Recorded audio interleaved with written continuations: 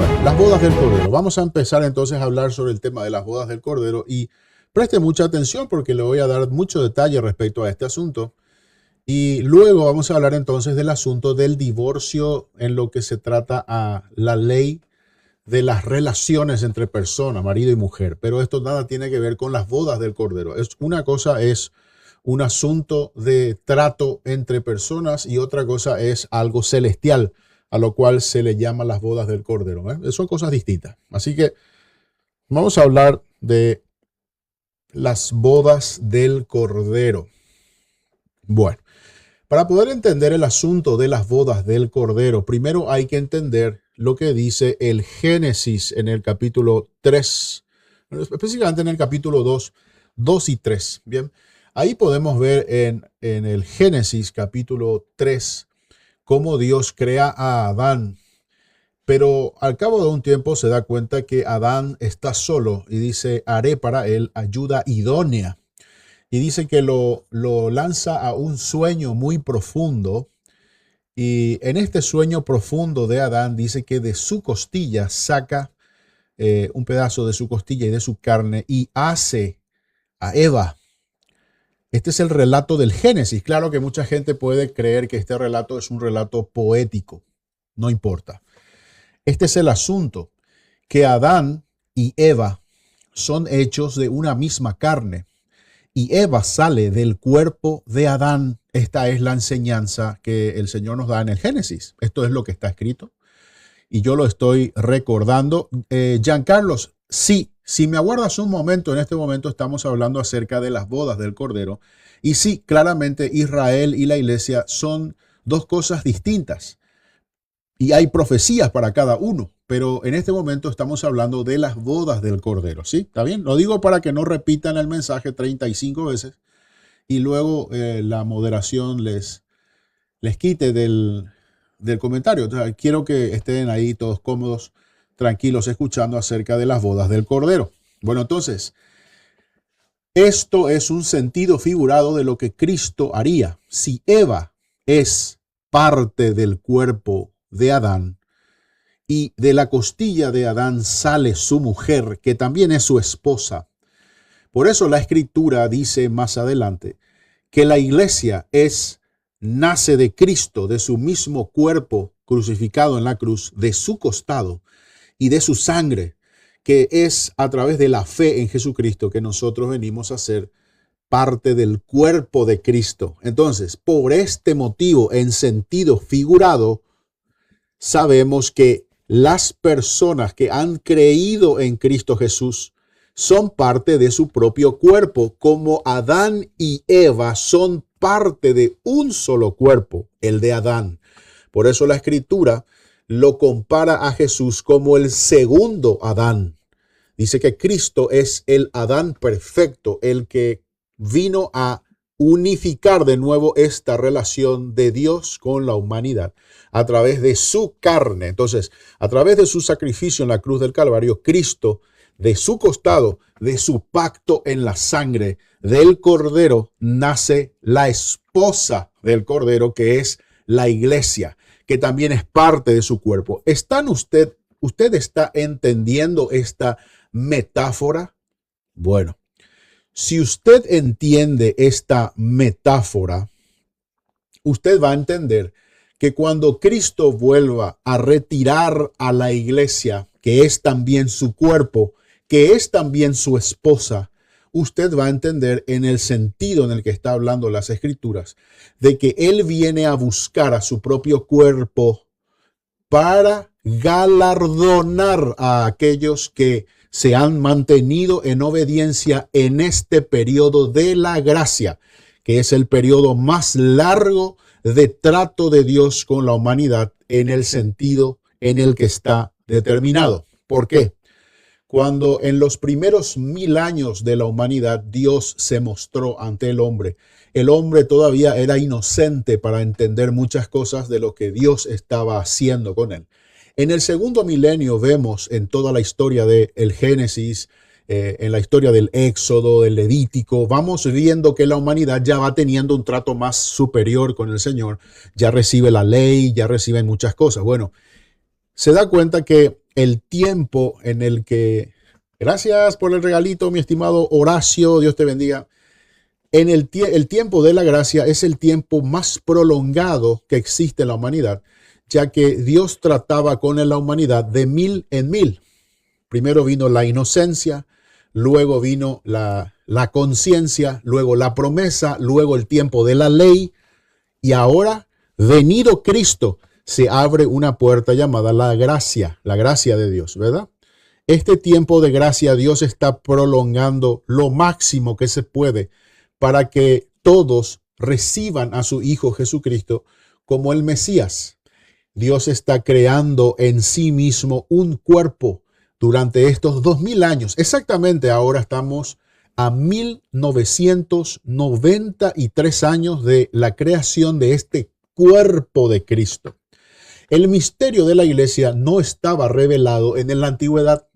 Estaba revelado ocultamente en algunos lugares, como por ejemplo el nombre de las mujeres. ¿Usted sabía esto?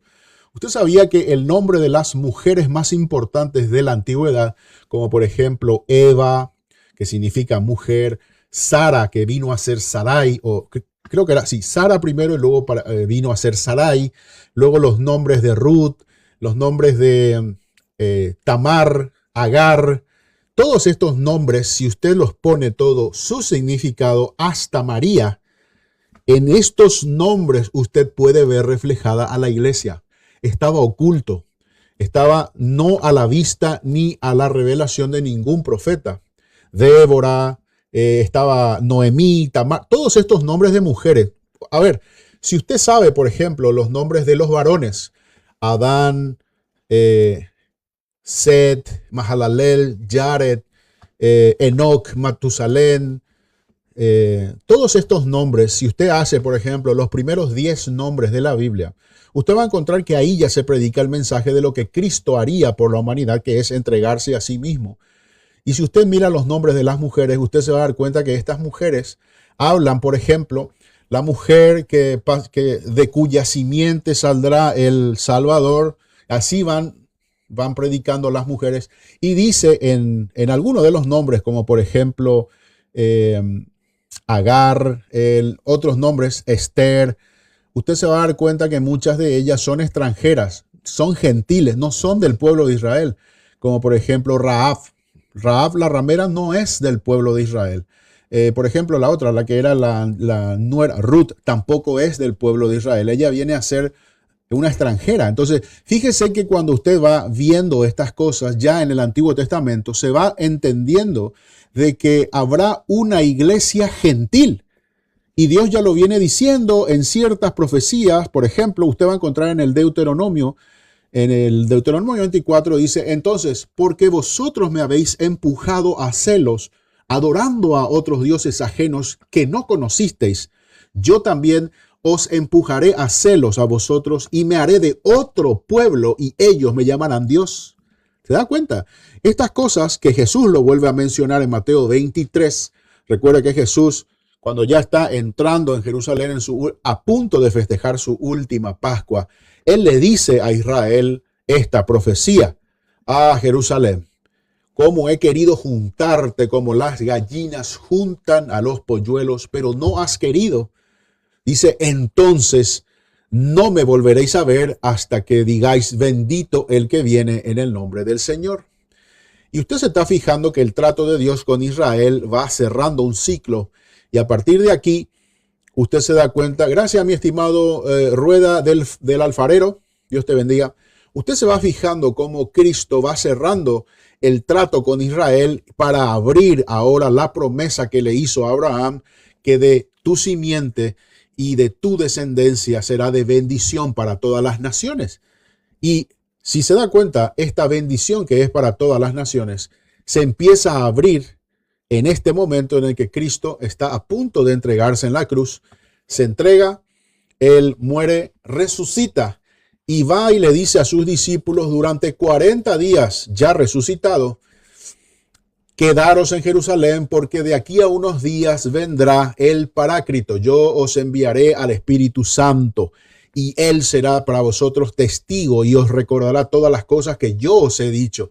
Y cuando Cristo va a ser tomado, delante de 500 personas en el Monte de los Olivos, frente a la puerta este del templo de la ciudad de Jerusalén. Él es tomado delante de ellos y antes, justo antes de ser tomado, le dice: id y predicad este evangelio a todas las naciones. Esto ocurre en el libro de Hechos capítulo 1, verso 7 en adelante. Y usted se va a fijar que en Hechos capítulo 4, unos días después de que Cristo haya sido tomado, desciende sobre los apóstoles el Espíritu Santo, que los llena de poder para que ellos empiecen a predicar este evangelio a todas las naciones. Ahí es que entra y se abre el abanico, no solo para el pueblo de Israel, sino para todas las naciones. Y por favor, recordemos esto: el apóstol Pablo dice una y otra vez, primero al judío, primero al israelí, pero también a todas las naciones. Dice: el Señor me ha puesto a mí como apóstol para los gentiles. Dice, pero este evangelio es presentado primero al judío. Y gloria a Dios si el judío se arrepiente, gloria a Dios si el judío recibe esta palabra, porque esta es la palabra que el Señor determinó en los tiempos para el pueblo de Israel.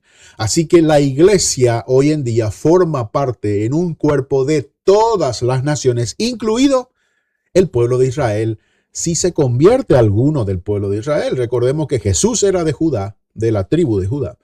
Recordemos que todos los discípulos de Jesús también eran israelitas. Y recordemos que los primeros convertidos en el día aquel de Pentecostés eran 5,000 judíos prosélitos que venían de todas partes, de Asia, del Ponto, de Frigia, de Arabia, de Cirene y más allá de las fronteras. Venían de todas partes a festejar la segunda festividad más importante de Israel, que es la de Pentecostés, donde se presentaba la segunda primicia. Y aquí es cuando ellos reciben a Cristo como Señor y Salvador. Aquí cabe resaltar una parte importante y mucha gente confunde este asunto. Y es que dice Pedro: bautizaros en el nombre de Jesús todos vosotros. ¿Por qué dice en el nombre de Jesús y no dice en el nombre del Padre, del Hijo y del Espíritu Santo? Esto es muy sencillo. Si usted estudia un poco más acerca de la Escritura, se va a dar cuenta que en Israel en aquel tiempo el asunto del bautismo llevaba nada más que 6 años vigente. Nadie conocía nada acerca del bautismo. El que empezó a predicar acerca de esto fue Juan el Bautista. Juan empezó a bautizar a la gente en agua como un simbolismo de cruzar el Jordán. Usted recuerda que el pueblo de Israel cruzó el Mar Rojo primero para liberarse de Egipto. Esa es una primera parte de lo que sería el bautismo, pasar por las aguas. Luego, para entrar a la tierra prometida, vuelven a pasar por las aguas en el Jordán. El Jordán se abre, se parte en dos y vuelven a pasar entre las aguas.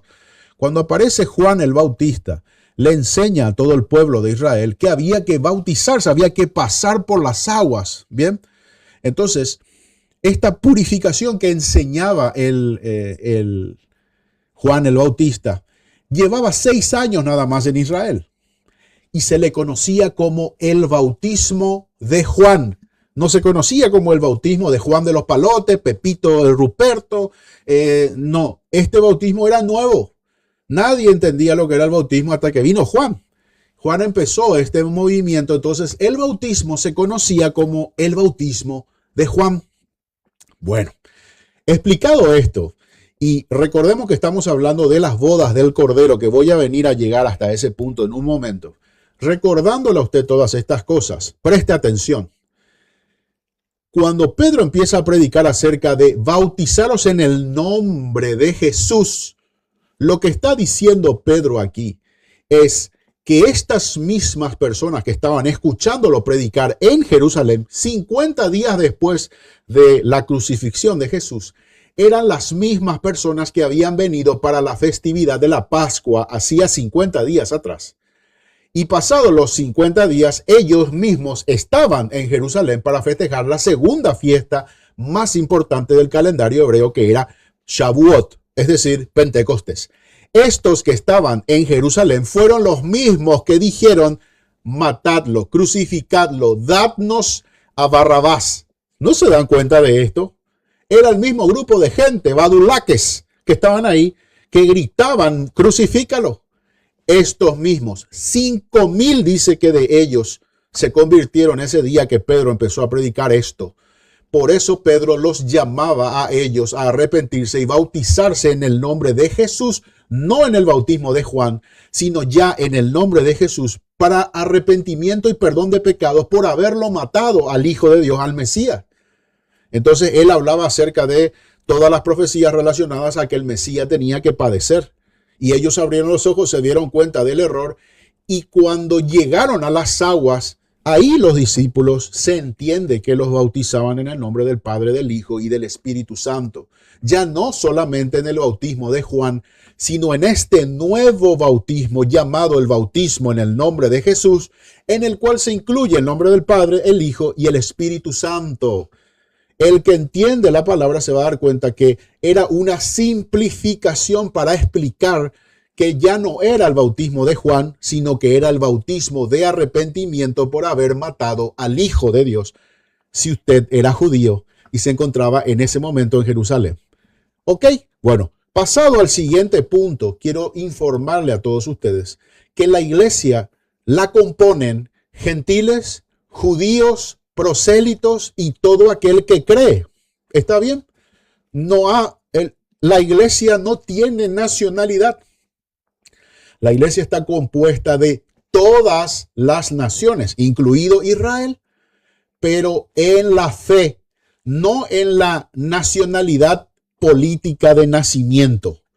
Uno no es iglesia por haber nacido en Roma.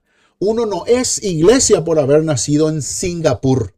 Uno es iglesia por haber nacido de nuevo en la fe de Jesucristo, sea usted de China, de Tangamandapio o de Israel. Si usted ha venido a creer en Cristo, usted ya es parte del cuerpo de Cristo espiritual en la tierra. ¿Estamos entendiendo? Excelente. Pero el que todavía no ha creído en el Hijo, ya sea de China, Japón, Singapur, Israel o Roma, el que no ha creído en el Hijo todavía, no es parte de la iglesia.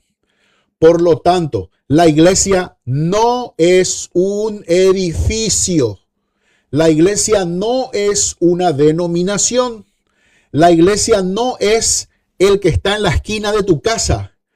La iglesia es hombres y mujeres de toda nacionalidad, lengua, tribu, nación, etnia, que han venido a creer en el Hijo como el Mesías, es decir, en Jesús, y cada uno según su nombre, como le pronuncia en su idioma.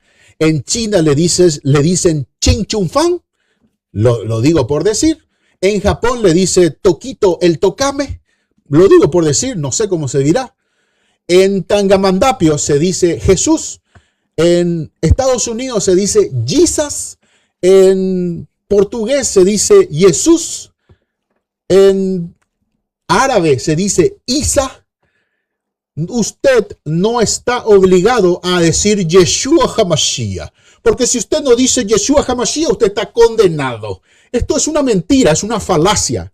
En ningún lugar usted va a ver en todo el Nuevo Testamento que ninguno de los apóstoles le obligue a ninguna persona a decir Jesus, o a decir Yeshua, o Yahashua, o Yehoshua, que ni ellos se arreglan a ver con cuál nombre lo van a llamar.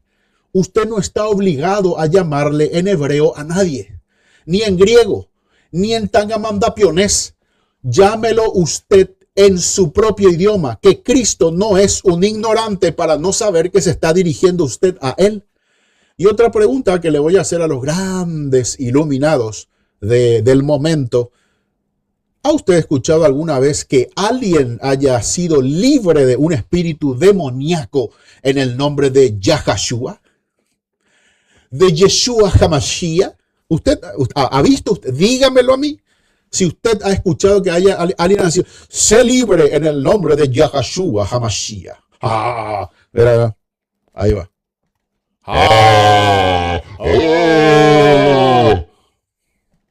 Jamás. No se deje engañar. No es así. Bueno, seguimos con el asunto de las bodas del Cordero. He explicado ya lo que es la iglesia y he explicado el asunto de cuándo inicia la iglesia, que inicia en Pentecostés del año 33 de nuestra era.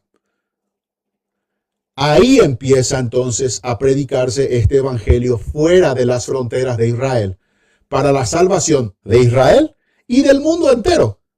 Por eso vemos en el libro de Romanos capítulo 9 y capítulo 11 como Pablo está diciendo, yo predico este evangelio primero al israelita, al judío, porque yo soy judío.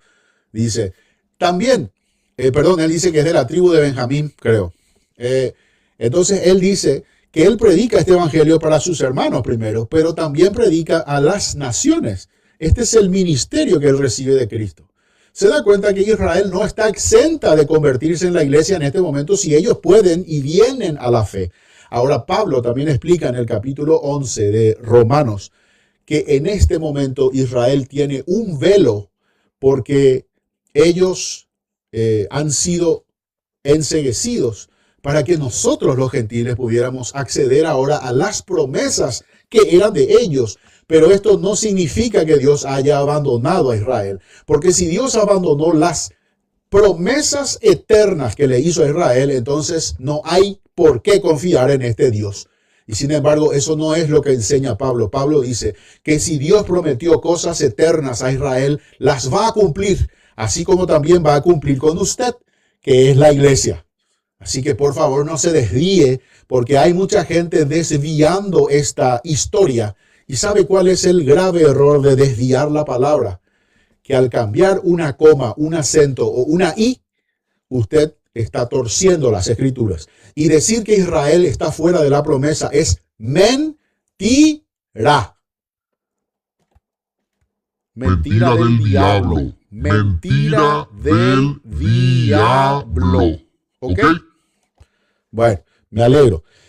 Y aquí hay una persona que se llama Merce que me pregunta si yo asisto a alguna congregación y lo hago 3 veces a la semana en nuestro culto de oración. En este momento estoy congregado también con ustedes. Bienvenida, entiendo que eres nueva. Me estoy congregando contigo porque la palabra congregarse significa juntarse. ¿Juntarse para qué? ¿Para beber? ¿Para drogarse? ¿Verdad que no? La palabra enseña que congregarse para escuchar la palabra es lo que nosotros deberíamos estar haciendo para aumentar la fe, porque el oír de la palabra aumenta la fe. Dice, no tengáis por costumbre no congregaros. Entonces hay que reunirse. ¿Qué estamos haciendo aquí ahora mismo? ¿Qué estamos haciendo? Y de hecho, dentro de una hora y media más, nos estamos congregando con nuestro grupo de oración. Nosotros somos una denominación denominacional, somos cristianos. Y nosotros aquí enseñamos la oración constante, enseñamos la palabra y enseñamos a ayudar al necesitado. Porque el que solamente ora y no lee la palabra ni ayuda a nadie, solo está cumpliendo una parte del evangelio. Hay que cumplir todas. No es solo hablar, es hacer evangelio. Entonces nosotros aquí en este ministerio apoyamos a las personas a entender lo que significa congregarse. El problema del modelo anterior es que la gente se congregaba en la casa de Ruperta, en la casa de Sindulfa, al principio, cuando la iglesia empezó, se congregaban en casas de familia y así entonces iban creciendo las congregaciones de familia en familia. Luego empezaron a construirse templos y grandes edificios, hasta ahora, hasta hace poco, ahora que surgió el asunto de Internet y de todas estas cosas, también existen congregaciones 100% online. Recuerda usted que en la época de pandemia, mucha gente dejó de asistir a las iglesias físicas, así le llaman. Yo le llamo templo, ¿no? A los templos. Han dejado de asistir a los templos y han empezado a asistir a través de redes sociales. Y se ha quedado esta modalidad para ya, creo yo, al final de los tiempos. Esta es una forma de continuar la labor ministerial de la prédica del evangelio. Y aquí nosotros seguimos haciendo lo otro, que es también ir, ayudar al necesitado, llevar insumos a hogares de ancianos. La palabra dice que hay que ser generoso con las viudas, dice. Entonces, lo hacemos en hogares de ancianos, lo hacemos también con los huérfanos, lo hacemos también incluso en un hospital de neonatos donde llevamos mes a mes insumos para las madres que están teniendo hijos y no tienen pareja o están solas o son de escasos recursos, nos llaman del hospital, nos dicen aquí hay una persona necesitada y le apoyamos a esta persona en todo su proceso hasta que salgan del hospital. A veces nos toca hacer alguna apoyada, a veces nos toca hacer alguna hamburgueseada para los que la palabra apoyada les suene mal. Vendemos pollo para apoyarles. A veces hacemos hamburgueseadas, a veces hacemos otras cosas, con tal de que ellos siempre tengan, los niños, pañales, sonda K35 larga, sonda K35 corta, papel toalla para que se sequen los médicos y puedan seguir atendiendo a los varios niños que tienen ahí. Entonces, muchas cosas, hermano. El hecho de congregarse es esto que estamos haciendo aquí, que es juntarnos para predicar el evangelio, juntarnos para oír la palabra. Por favor, permítame ahora continuar a explicar al hermano Dave acerca de las bodas del Cordero. Ya hemos entendido que Adán y Eva son una sola carne y que del costado de Adán sale su esposa, que también es su mujer, que también se llama Eva. Así que vemos que de Cristo, de su costado, de sus manos y de sus pies y de su sangre derramada en la cruz, nace su esposa, que también es su cuerpo, que también es la iglesia espiritual.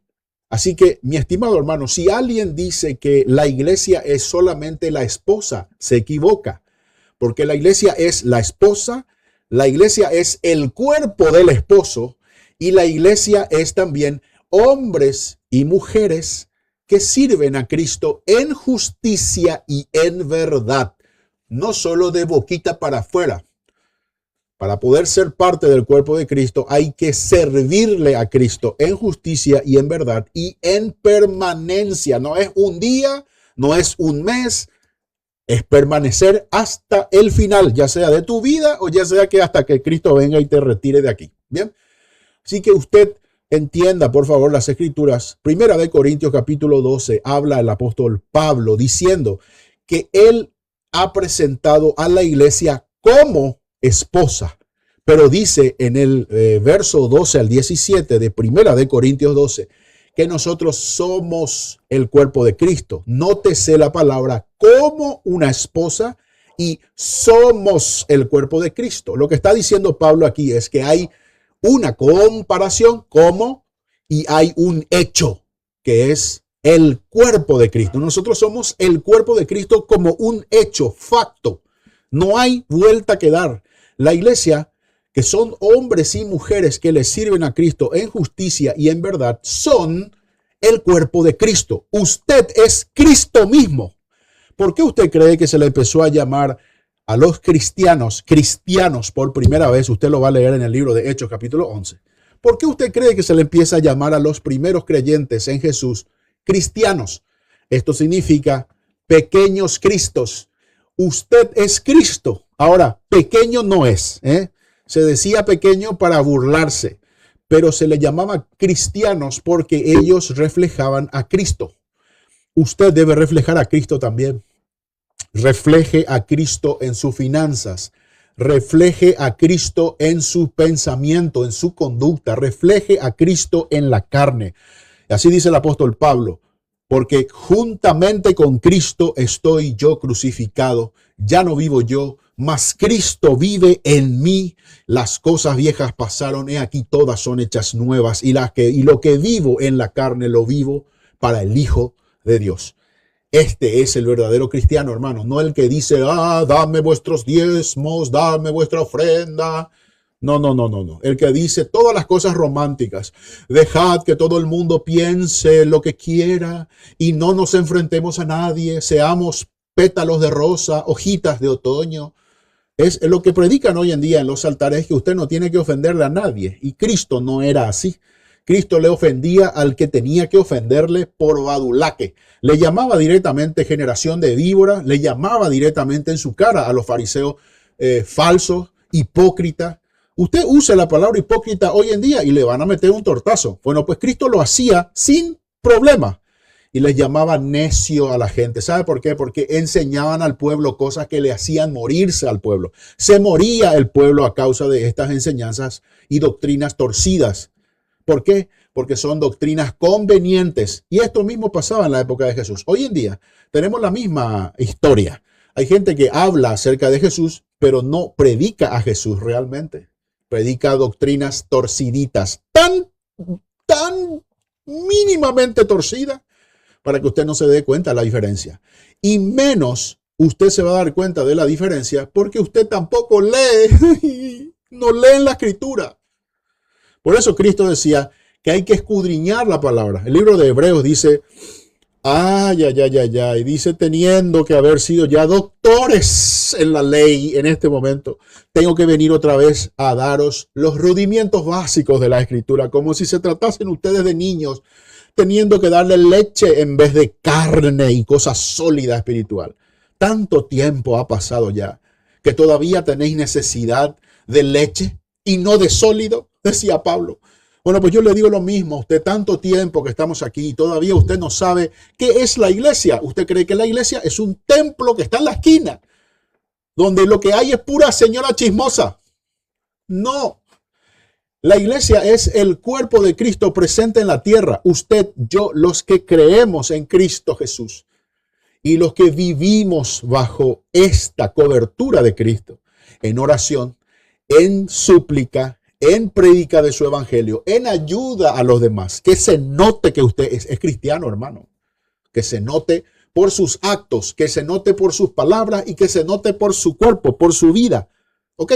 Siguiendo entonces para explicar el asunto de las bodas del Cordero.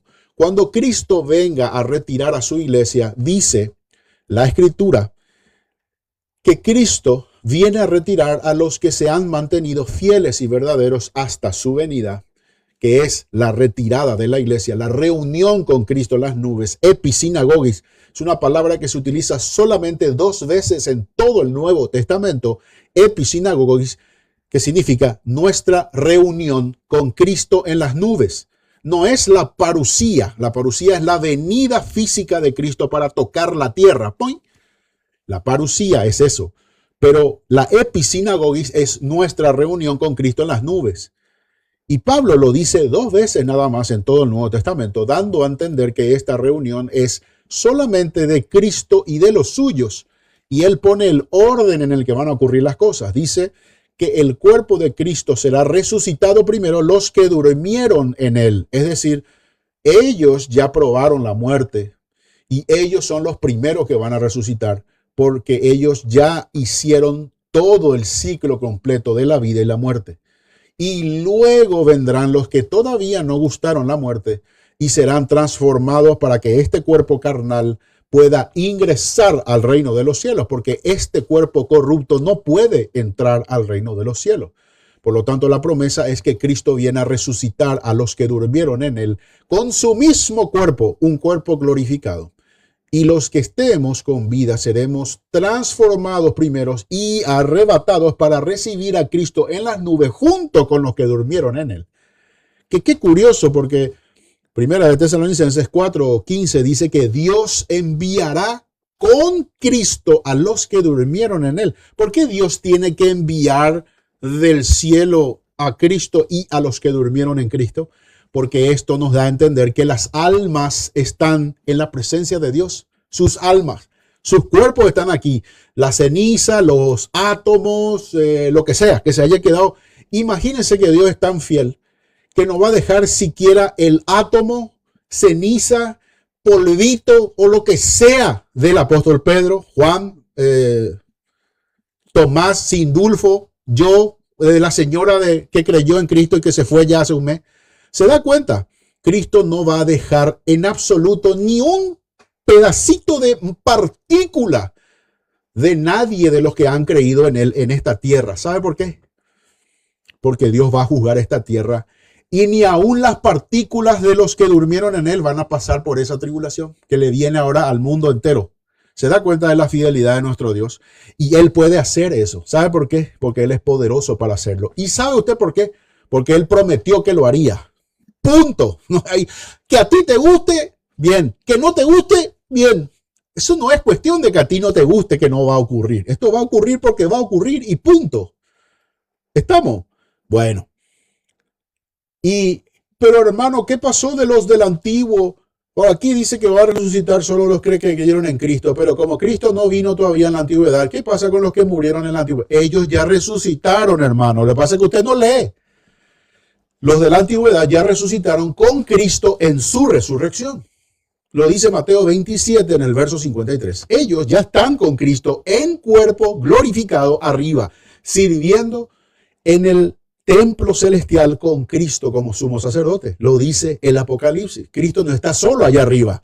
Cristo está con los que resucitaron ya con él, a quienes él resucitó en su resurrección. Y no estoy hablando de Lázaro, no estoy hablando de la hija de Ruperto, ni estoy hablando del hijo de la viuda, que él resucitó ministerialmente en carne.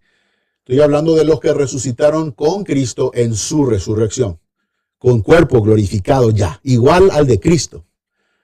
De esos estoy hablando. Ellos ya resucitaron, son de la antigüedad. Ellos ya están ahí, ya recibieron su promesa.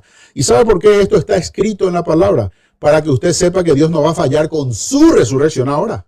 Si los de la antigüedad ya resucitaron, usted que es de la iglesia también resucitará. Su mamá, su tía, su hermanita y su abuela que ya están en la presencia de Dios van a resucitar primero que usted. Así que reciban en el nombre de Jesús esta palabra y esta promesa, porque esto no va a fallar. Cristo ya lo demostró. Él va a hacer lo que tiene que hacer. Así que, mi estimado, fíjese en esto. Vamos a terminar, mi estimada Brenda, el asunto de las bodas del Cordero y luego pasamos a tu siguiente pregunta, que es muy importante. Fíjese en esto. Cuando Cristo venga a retirar a los que durmieron en el polvo, partícula y átomos, y nosotros que seremos transformados con este cuerpo, entraremos al reino de los cielos. Este trato es solamente para la iglesia, para los que han creído en el Hijo. No es para los incrédulos. No es para los que se vayan a convertir en el tiempo de tribulación, porque eso ya se convierten después de que la iglesia sea retirada. Estos que han sido retirados, ¿saben por qué tienen que estar delante del trono de Dios? Cristo lo prometió y Cristo oró por esto. Recuerde, por favor, cuando Cristo en su última oración le pide al Padre y le dice: Padre, de los que tú me has dado, yo no he perdido a ninguno, sino solamente el que se perdió. Y dice: yo te ruego que los protejas. No te pido que los saques del mundo, sino que mientras estén en el mundo los protejas y los guardes. Y luego dice: y luego dámelos, porque quiero que ellos estén donde yo estaré, para que vean mi gloria, la gloria que tú y yo tenemos desde el principio. Lea, por favor, las Escrituras. Cristo le está pidiendo a su Padre, antes de retirarse de la tierra, que todos ellos estén delante de Cristo para que ellos vean su gloria, es decir, usted y yo. Y lo vuelve a mencionar en Juan capítulo 14, verso 1, en la casa de mi Padre muchas moradas hay. Voy pues y os prepararé morada. Y volveré otra vez y os tomaré a mí mismo, para que donde yo estoy vosotros también estéis. ¿Para qué? Para que veamos su gloria, para que seamos testigos de esa gloria. ¿Y qué es lo que ocurre en el Apocalipsis capítulo 5? Algo tremendamente profético que si usted no entiende, hermano, usted no va a entender nada. Cuando en la antigüedad había un hombre que estaba ya moribundo, su testamento se dejaba a 7 testigos que sellaban su testamento, y a la hora de morir este testamento se abría en presencia de los 7 testigos, y estos 7 testigos abrían los sellos del testamento para leerlo delante de los hijos y que cada uno reciba su heredad. ¿Entiende? Bueno, cuando usted ve en Apocalipsis capítulo 5 que hay un libro sellado con 7 sellos y hay 7 iglesias a las cuales se le da un mensaje a cada una, cuando ocurre esto que dice el apóstol Juan: y aquí vi una puerta abierta en el cielo y una voz que me dijo como de trompeta: sube acá. Y subí, y ahí Juan ve estas cosas. Él ve que ahí arriba nadie podía tomar el libro ni abrir sus 7 sellos, porque nadie era digno de hacerlo. Esto da a entender que este libro y este sello era solamente la obra del testamentario testatado, que también estaba en el reino de los cielos, y era ¿quién? El Cordero de Dios, que dice que cuando aparece el Cordero de Dios, el Cordero agarra toca el libro, porque es que nadie podía ni mirar el libro. Nadie podía tocar el libro, ni mucho menos abrir su sello. Juan se puso triste por esto, Pero viene el Cordero, toma el libro y empieza a abrir sus sellos. Cuando el Cordero toma el libro, sale un grupo de personas y empiezan a decir: tú eres digno, Señor, de tomar el libro y de abrir sus sellos, porque tú fuiste inmolado y con tu sangre nos has redimido de todo pueblo, de toda tribu, de toda nación, y nos has hecho para nuestro Dios reyes y sacerdotes, y reinaremos a futuro sobre la tierra. ¿Y quién toma el libro? El Cordero de Dios. ¿Y quién abre los sellos? El Cordero de Dios. Qué curioso, porque cuando se empieza a abrir el primer sello, aparece el anticristo. Y el anticristo viene disfrazado de un jinete con un caballo blanco, trayendo una falsa paz. Pero qué curioso, porque el segundo sello, tercero y cuarto sello, le siguen hambre, guerra, pestilencia. Fíjese que en estos primeros 4 sellos, 2.100 millones de personas perecen ya en la tierra. Dígame usted a mí si en 3 años y medio usted ha visto 2.100 millones de muertos. Ni ninguna de las guerras que ha habido desde el principio hasta hoy ha tenido esa cantidad de muertos. La Primera Guerra Mundial, alrededor de 35, 40 millones de muertos. La Segunda Guerra Mundial, 60 millones de muertos. Pero sumadas las dos, ni siquiera hacen 150, ni 120 millones.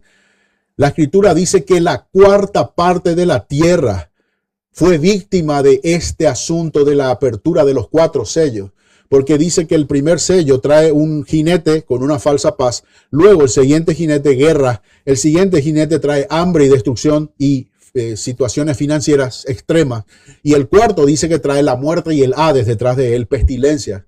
Y dice que hasta las fieras de la tierra se comen a la gente. Y a causa de todas estas cosas, la cuarta parte de la tierra murió. Fíjese en esto. ¿Se da cuenta usted que ahora mismo estamos 8.400 millones de habitantes? Haga usted su suma, resta. La cuarta parte de 8.400 son 2.100. La cuarta parte, es decir, 2.100 más 2.100 más 2.100, 4 veces son 8.400 millones.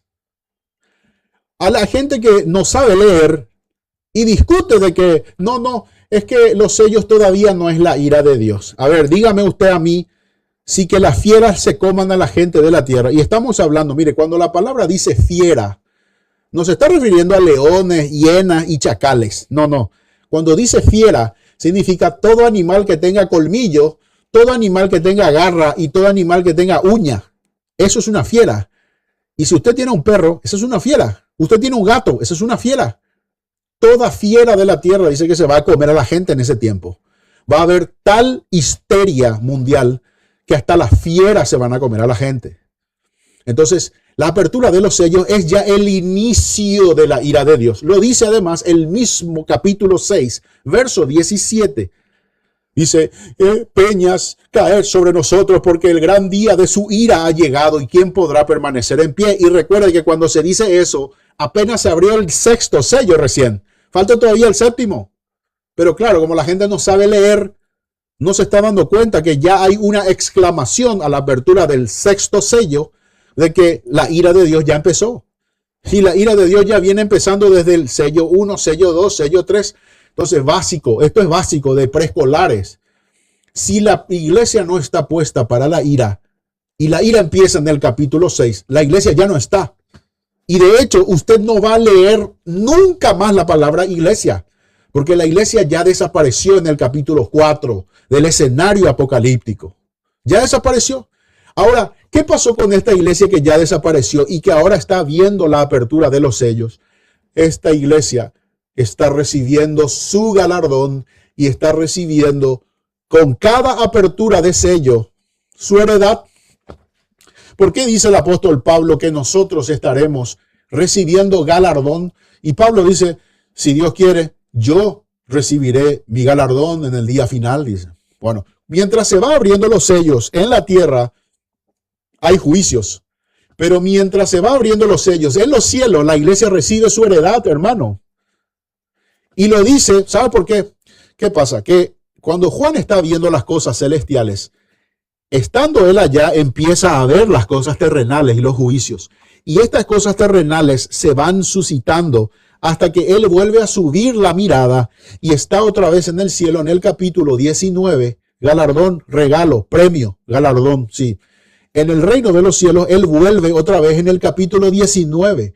Y ahí es que Él ve las bodas del Cordero. Pero mientras la iglesia ve la apertura de los sellos desde arriba y Juan baja a mirar todas las cosas de abajo, esto que ocurre en el capítulo 19 no es separado en el tiempo. Es simplemente que Él bajó a mirar todas las cosas que ocurrían en la tierra para dar testimonio de lo que veía.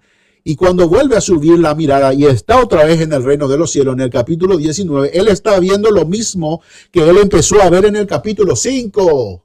Ay, ay, ay, ay, ay. Entiéndalo.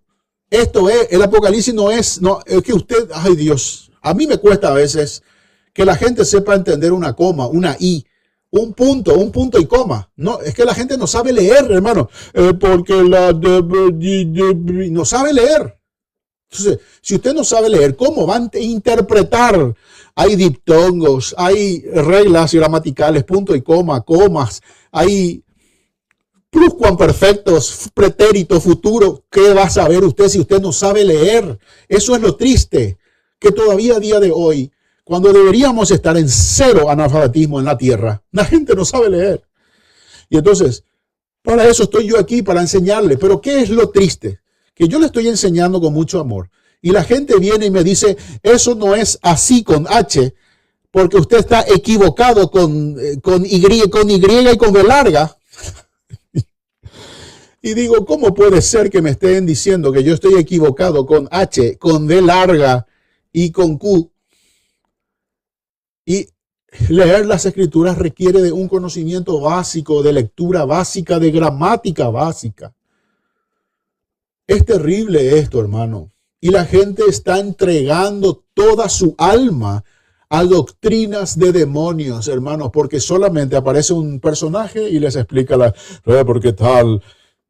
Esto no es, Cristo nos enseñó a nosotros a escucharlo todo, a sopesarlo todo, retener lo bueno y desechar lo malo. Ahora, ¿qué va a retener usted lo bueno si usted no sabe lo que es bueno? Porque usted no lee las escrituras. Bienaventurado aquel que escudriña las palabras de este libro, dice. Bienaventurados aquellos que escudriñan las profecías de este libro. Bienaventurado.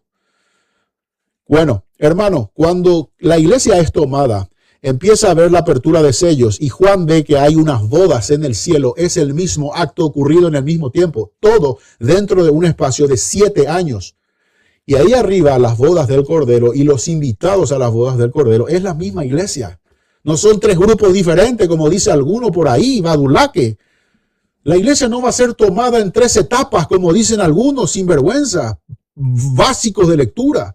La iglesia es tomada de una sola vez, no hay grupitos de iglesias distintas. Ahora vamos a tomarle a los católicos, ahora vamos a tomarle a los evangélicos pentecostales, ahora vamos a tomarle a los... no, esto no está escrito así. Usted es ignorante al enseñar esto, y eso que se lo he dicho, ya le he corregido varias veces, pero no quieren entender. La iglesia es una sola, es un solo cuerpo, no está dividido en distintas partes, en un solo lugar. Cristo los quita a toditos de aquí, de la tierra. No es una denominación, no es un templo, son personas que los sirven en justicia y en verdad a Cristo. Estos son quitados de aquí y se ve que arriba se los llama de distintas formas. Por ejemplo, la esposa, se los llama también el ejército celestial. Se los llama también los invitados a las bodas del Cordero. No es que Cristo se va a casar con una señora, no es que de toda la iglesia universal va a aparecer una señora que es la que se va a casar con Cristo. No es así. Es un ejemplo, es una comparación. No es que Cristo se va a casar con todo un ejército. No es que Cristo se va a casar con hombres y mujeres. Deje de ser carnal en su pensamiento. Es una forma de llamarle, es un pacto que Cristo hizo como si fuera un matrimonio. ¿Cómo? Cristo se casa con toda su iglesia porque Cristo es su iglesia, Él es el cuerpo. Y nosotros, porque hemos creído en Él, somos parte de Él. No es que seamos una señora que nos vamos a casar con Él, ni que tengamos que andar preparando vestidos de novia. Su mente finita le hace creer eso a usted. Esto no es así. La iglesia es el cuerpo de Cristo. La iglesia es como la esposa. La iglesia es la figura de Eva como Adán y Eva, porque del cuerpo de Adán también salió Eva. Y del cuerpo de Adán también salió su esposa. Así que Eva y Adán son una sola carne. Cristo y la iglesia es una sola cosa. Nosotros somos cientos de miles de millones de Cristos en la tierra. Por eso el anticristo no puede manifestarse, porque hay cientos de miles de millones de Cristos presentes en la tierra que le están diciendo: hasta aquí llegas tú hoy, Badulaque, hasta aquí, porque yo estoy orando, perseverando en salvación, en santidad. Aquí es tu límite, no vas a hacer nada. Y el anticristo intenta con todo su poder hacer todo lo que puede, pero no puede. Por eso dice Pablo en 2 de Tesalonicenses capítulo 2 en el verso 1. Amados hermanos, respecto a la parusía de nuestro Señor Jesucristo y nuestra episinagogia con él, que nadie os engañe de ninguna manera, ni que sea por carta, ni por espíritu, ni por carta como si fuera escrita por nosotros o firmada por nosotros, Pablo y Bernabé, de que el día del Señor, la parusía, vendrá sin que antes venga la apostasía y se manifieste el hombre de pecado. Pero antes que se manifieste el hombre de pecado, debe ser quitado de medio aquello que lo detiene, hasta que este que lo detiene sea quitado de medio, y entonces se manifestará el inicuo. El que debe ser quitado de medio es usted y yo, porque somos pequeños Cristos, pequeños no, grandes Cristos, aquí en la tierra, enfrentándonos a este sinvergüenza que es el anticristo, y diciéndole en oración: hasta aquí llegas hoy. Mi hijo es de Cristo, mi esposa es de Cristo, mis padres son de Cristo. Sigo orando por mis vecinos y por mis enemigos, ellos serán de Cristo también. Hasta aquí llegaste hoy. Y Dios espera y sigue esperando y sigue aguardando, porque Cristo y Dios no tarda, no es que tarda, sino que Él tiene misericordia para con nosotros, no queriendo que ninguno perezca, más que todos procedamos al arrepentimiento.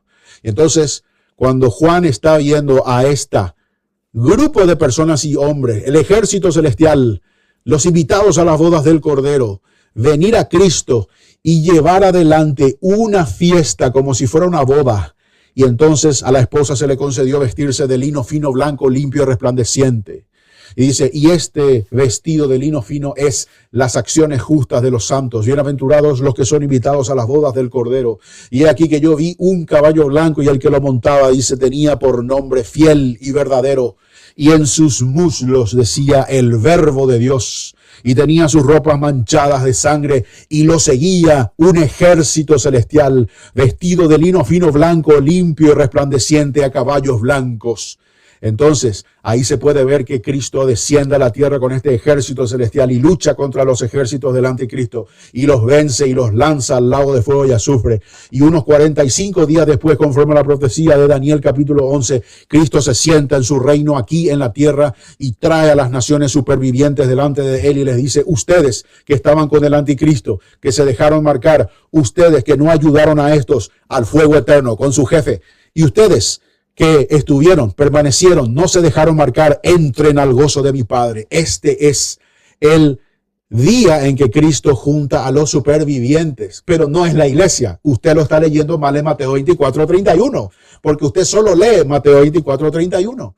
Usted no está leyendo Jeremías, Isaías, Ezequiel, Proverbio, Génesis. Usted no está leyendo nada, Entonces usted cree que, yo leí Mateo 24:31 y esa es la iglesia, los que son arrebatados al final. No. Estos son los supervivientes de la tribulación. Mateo 25:31 vuelve a decir de ellos: aprenda. Entonces, mi estimado Dave, si estás todavía por aquí, que yo no te he visto más comentar, si estás todavía por aquí, las bodas del Cordero es esto que te acabo de explicar. Ahora rápidamente estoy hablando del asunto de divorcio. Cristo enseñó que nosotros, solamente por la dureza del corazón de los hombres, Dios puso la ley del divorcio para proteger a la mujer. Y ojo aquí, mujeres, Dios les protege a ustedes desde el principio de la creación. Si no fuera así, entonces no habría mujeres enormes que llegaron a grandes victorias y Cristo no hubiera nacido de una mujer extremadamente protegida por el Señor. Fíjese que el Señor les protege a las mujeres, y desde la antigüedad, cuando el mundo era un mundo oscuro, Él era el único que dio ya una ley para proteger a la mujer y que la mujer no se quedara sola. Porque la mujer que se casaba con un hombre y el hombre la repudiaba, se quedaba sola sin posibilidad de rehacer su vida. No había quien la volviera a tomar y ya ella lo único que tenía que hacer es depender de su propio trabajo. ¿Y qué es lo que normalmente ocurría cuando una mujer era dejada o repudiada? Como la mujer no podía mantenerse porque muchas de las cosas que la mujer tenía que hacer en aquel tiempo solamente eran las cosas de las mujeres, ellas empezaban a prostituirse y esa era la manera en la que ellas aguantaban y se ganaban la vida. La prostitución. Rahab es una de estas que creía en el Señor y encontramos de este tipo de mujeres a lo largo de toda la escritura que Dios nunca las rechazó, más bien les decía, tomen, aquí está el sustento, pero no vuelvan a pecar. Yo le digo lo mismo hoy, hermana, si usted está ahí en esta situación, yo no la juzgo, el Señor tampoco, pero deje de hacer eso, porque el que sustenta a la mujer hasta hoy es el mismo Dios de ayer, de hoy y de siempre y por los siglos. Él es nuestro sustento. Él es el que nos da de comer, hermana. No se atreva a meterse con un casado. No se atreva a meterse con un badulaque. No se atreva a meterse con un sinvergüenza que lo que hace es que por un puchito le mantiene usted ahí a su lado para favores sexuales. Olvídese de eso. No es la manera que Cristo nos enseña a vivir en fe. Hágalo. Salga de eso y verá, mi estimada hermana, que Dios es fiel y verdadero a su palabra. Cuando Dios establece la ley del divorcio, Él le dice solamente porque ustedes son unos sinvergüenzas, yo he puesto esta ley. Él no quiere que usted se ande divorciando. El problema del divorcio es que usted se apura para tener novia, se apura para tener esposa, se apura para todo, se apura para esto, para aquello, se apura en todo. Vive apurado. No conoce a Cristo, no conoce su palabra. Me pasó a mí. Y vivimos apurados. ¿Y qué pasa cuando nos casamos? Ella, que no recibió nunca formación cristiana también, que sus padres también la abandonaron por ahí, tiene serios problemas y heridas emocionales. Empiezan a maltratarse los dos, a veces de un lado, a veces del otro, y eso se vuelve un infierno. Entonces resulta que usted ahora se divorcia y usted quiere encontrar de cualquier lado, usted quiere encontrar la excusa. No, yo es que me divorcié porque ella fue una adúltera. Yo me divorcié porque él me puso los cuernos. Y bola, mentira. En 90% de los casos ustedes dos hicieron tonterías. Entonces, ¿qué ocurre aquí? El Señor no quiere que usted ande así. Porque mañana usted de vuelta, se apura. De vuelta otra vez quiere, sus deseos carnales están por las nubes, entonces me voy a casar otra vez, hermano. Y bueno, te casas, te dura un mes otra vez. 1, 2, 3, 200 divorcios, te duran un mes. Bueno, deje de vivir desordenado y empieza a servir a Cristo. Y aguántese. Pablo dice, el que tenga don de continencia, que sirva a Cristo. El que no, entonces cásese, pero hágalo bien. Deje de ser sinvergüenza. Hágalo bien. Quédese quieto. No esté buscando otra. Sea de Cristo. Ese es el asunto, que nadie quiere aprender a ser hijo de Dios. Todos quieren aprender a ver a quién más le engaña. Ok, bueno. Este es el divorcio que me preguntaste, Dave, que nada tiene que ver con las bodas del Cordero. Como habrás dicho, uno tiene una carga escritural enorme y unas profecías gigantescas y un desarrollo desde el Génesis hasta el Apocalipsis que te acabo de dar. Y el otro es terrenal, no tiene nada que ver una cosa con la otra. Bien, bueno. Alguien me preguntó acerca de, no me acuerdo quién era. Alguien me preguntó acerca de Moisés y Elías. Eso es. ¿Verdad que sí? Hermanos, ¿se pueden creer que somos, es verdad que somos, ¿cuántos espectadores somos? No, ¿verdad? ¿No puede ser? ¿Cuántos espectadores somos? 874 espectadores. Casi llegamos a 1096, dice alguno. ¿Cómo 96?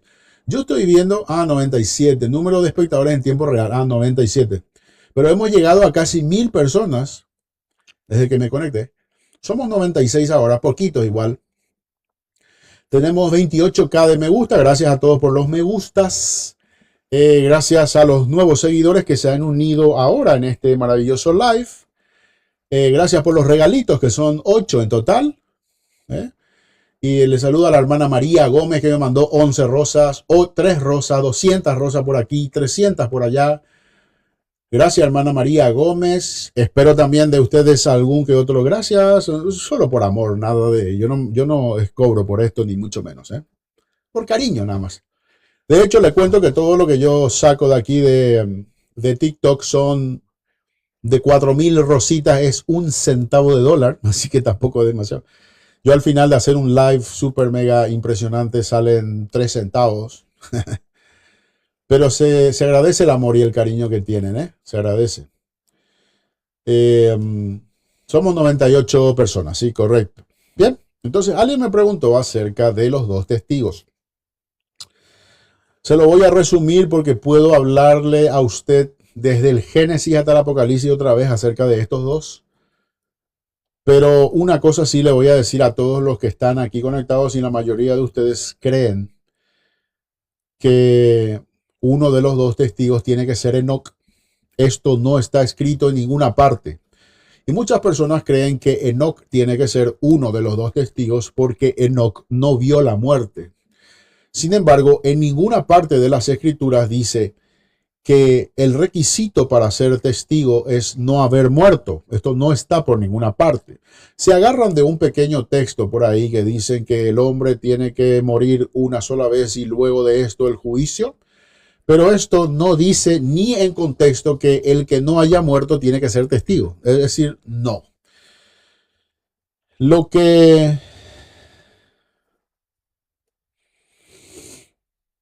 David está diciendo que él sacó el tema de las bodas porque el pueblo de Dios era considerado como único en el tiempo de Moisés. Pero hermano, nosotros no estamos ya en el tiempo de Moisés.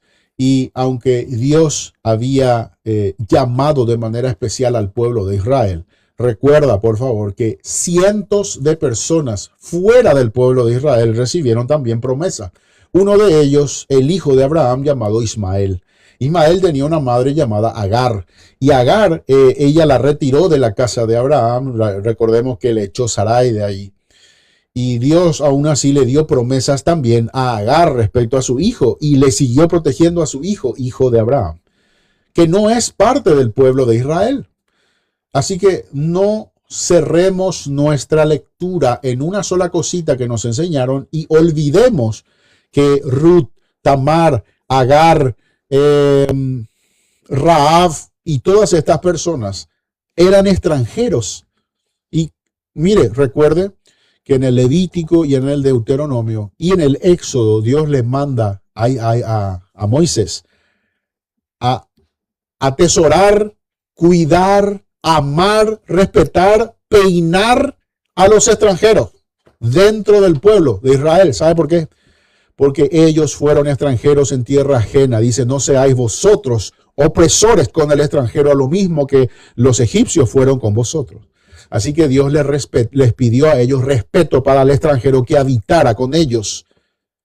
Todo esto ya sombra de lo que había de venir. Y venido el tiempo de los gentiles, Israel sigue teniendo la misma promesa sobre ella. Y cualquiera que hoy venga a los pies de Cristo del pueblo de Israel, gloria a Dios. Primero al israelita, primero al judío, dice el apóstol Pablo. Sí, por eso, entonces tengamos en cuenta que la promesa misma de Abraham, antes que naciera Jacob, ya era para todas las naciones. Por eso le dice, tú tendrás una descendencia que nadie la podrá contar, y en ti serán benditas todas las naciones de la tierra. Ahora hay un grupo enorme de judíos que lo único que creen es que ellos son los únicos que deben estar en esta tierra y que el resto deben servirles a ellos. ¿Usted no ha escuchado esto? ¿Usted no escucha acaso que hay judíos ultra ortodoxos que dicen que el resto del mundo tiene que servir a Israel? Esto no es lo que la palabra dice. Pero ni de cerca, ni de lejos tampoco. Pero esta es la idea que tienen muchos. ¿Ah? Gloria a Dios. Bueno, entonces yo estaba hablando acerca de los dos testigos. No hay un solo requisito en toda la escritura de que no haber muerto sea uno de los requisitos para ser testigo. Al contrario, no hay un requisito para no ser testigo. Lo que pasa es que la gente cree que como Elías fue arrebatado, Elías entonces cumple esa característica, entonces el otro tiene que ser Enoc, dicen. Pero esto es una suposición nada más, con muchísima falta de lectura, de nuevo. No, Fernando, el Espíritu Santo no se va a ningún lado, porque el Espíritu de Dios llena la faz de la tierra, del universo. La tierra es estrado de sus pies nada más. El Espíritu Santo no se va a ningún lado. El que se va es el cuerpo de Cristo, la iglesia. Lo que ocurre es que el Espíritu Santo, cuando ya la iglesia se va, su ministerio con la iglesia se acaba, pero el ministerio del Espíritu Santo continúa con los que vayan convirtiéndose en la tribulación, llamados los santos de la tribulación, los 144,000, quienes van a ser sellados por él mismo, y los 2 testigos, quienes van a recibir poder y van a hacer de todo con la fuerza del Espíritu Santo. Entonces son 3 grupos dentro de la tribulación que todavía siguen teniendo el apoyo del Espíritu Santo para convertirse. Recordemos que el Espíritu Santo dice, si no hay Espíritu Santo, nadie puede convertirse ni declarar a Cristo como Señor. Entonces, durante la tribulación, el Espíritu Santo seguirá estando. Es decir, la gente que se quede seguirá redarguyendo. Sí, Señor, así mismo. Así mismo, nunca mejor dicho. El Espíritu Santo es el que redarguye, el que corrige, el que convence de pecado y de justicia. Si se va el Espíritu Santo, se acaba todo. Como en la tribulación todavía va a seguir habiendo gente que viene al conocimiento de Cristo, está clarísimo, lo dice la Escritura. Durante el proceso de tribulación hay personas que van a venir al conocimiento de Cristo, incluyendo Israel. Lo dice también Romanos capítulo 9, dice que en aquel tiempo, cuando termine el tiempo de los gentiles, toda Israel será salva. Israel no puede ser salva sin el Espíritu Santo. Así que, bien. Los 2 testigos juegan una parte importante en este proceso de tribulación. Y los 2 testigos, a mi parecer en la Escritura, claramente apunta a 2 personajes bíblicos. A Elías y a Moisés. ¿Por qué? Yo voy a dar mis razones. Si usted cree que los 2 testigos tienen que ser su tía y su abuela, el vecino y el de la esquina, usted sabrá por qué lo dice. Pero yo voy a decir lo que yo creo conforme a las Escrituras. ¿Bien? ¿Por qué tiene que ser Elías? Porque Cristo mismo dijo que Juan era Elías si lo queréis recibir, y da una condición para que el pueblo de Israel reciba ya a Juan el Bautista como si fuera Elías. Porque en el libro que está escrito en el mismo, creo que el mismo Oseas escribió acerca de esto. Y no solo esto, el último, Malaquías también escribió de esto. Dice aquí que yo envío a mi siervo para que prepare camino de delante de mí, que proclamará en el desierto arrepentidos. Bueno, entonces Malaquías fue el último profeta que se levantó en Israel. Luego vino el silencio de 430 años y el siguiente en venir fue Juan. Entonces, lógicamente, Jesús estaba diciendo que Juan era Elías si lo querían recibir, pero como no recibieron a Juan, significa que al no recibir a Juan, tampoco recibieron a Jesús, de quien Juan testificaba que era el Mesías, porque al no recibir a Juan, tampoco reciben a Cristo. ¿Se da cuenta? Entonces, ¿qué hace Dios? Dios dice, bueno, ¿no queréis recibirle a Juan como Elías? Yo ya os enviaré de nuevo a Elías más adelante. ¿Qué hace? Abre la puerta para los gentiles y aquí, en este pequeño espacio final, Él abre otra vez la puerta para que el mundo entero, es decir, en este caso, Israel específicamente, reciba a Elías, pero ya no para bautizar con agüita. Y le va a meter palo ahora. El Elías que viene le va a meter palo a Israel y a cualquiera que viene a meterse con él. Lea Apocalipsis 11.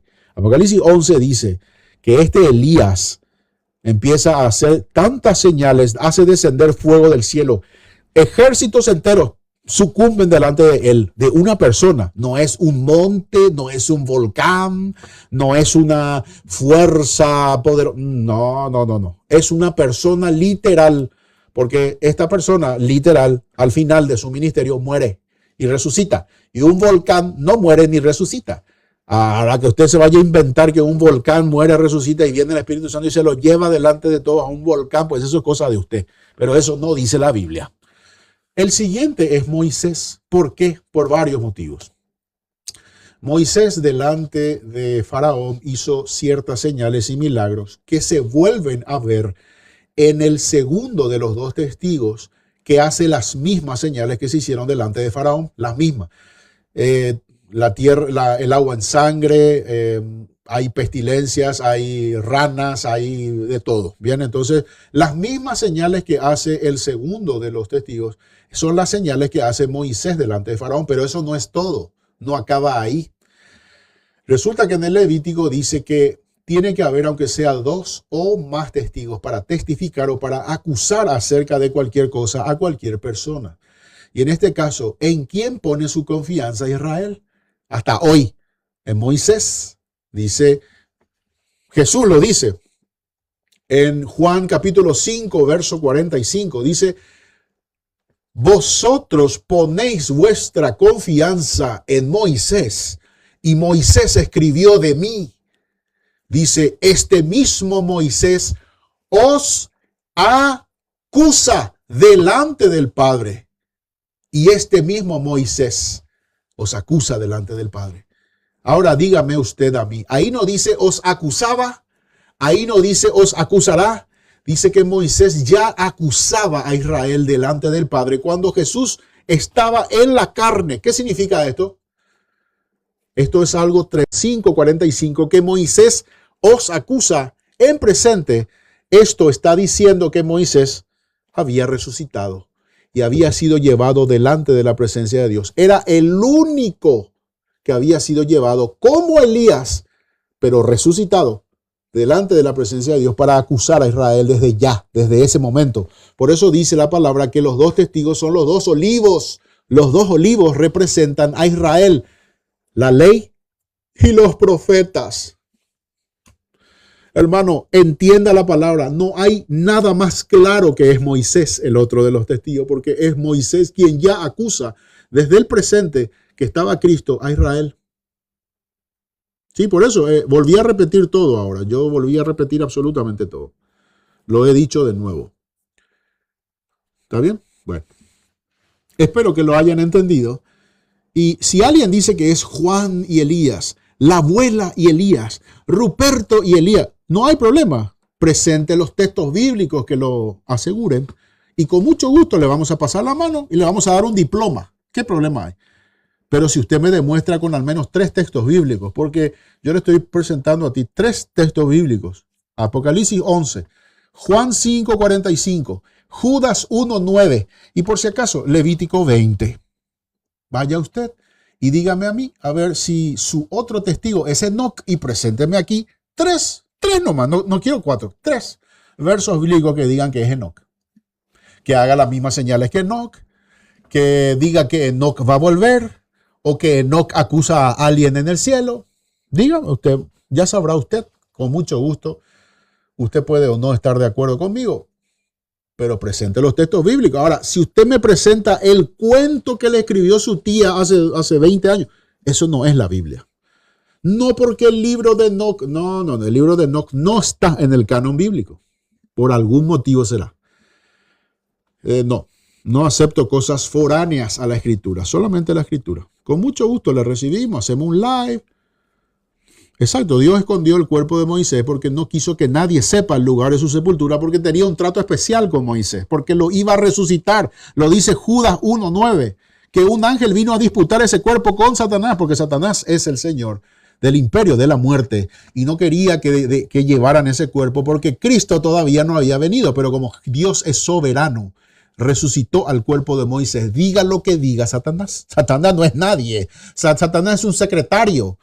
¿Cómo que el secretario va a decir, no puedes resucitar el cuerpo de Moisés? Cállate, secretario. Y se lo llevó igual. ¿Se da cuenta que Satanás no puede decir nada si Dios no quiere? Nada. Punto. Bueno, me alegro.